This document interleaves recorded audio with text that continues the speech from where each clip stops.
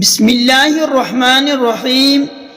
آپ صلی اللہ علیہ وسلم نے فرمایا، انصار سے محبت رکھنا ایمان کی نشانی ہے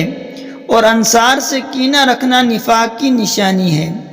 عبادہ بن صامت رضی اللہ تعالی عنہ جو بدر کی لڑائی میں شریک تھے، فرماتے ہیں کہ رسول اللہ صلی اللہ علیہ وسلم نے اس وقت جب آپ کے گرد صحابہ کی ایک جماعت بیٹھی ہوئی تھی، فرمایا کہ مجھ سے بیعت کرو اس بات پر کہ اللہ کے ساتھ کسی کو شریک نہ کرو گے، چوری نہ کرو گے، زنا نہ کرو گے، اپنی اولاد کو قتل نہ کرو گے،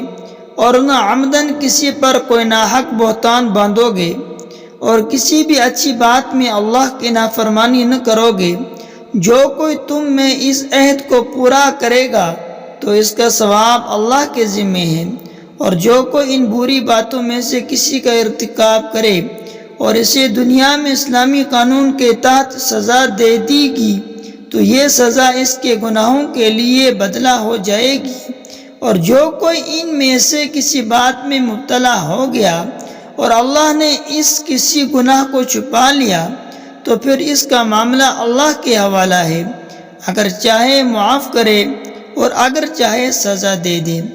عبادہ رضی اللہ تعالی عنہ کہتے ہیں کہ پھر ہم سب نے ان سب باتوں پر آپ صلی اللہ علیہ وسلم سے بیعت کر لی۔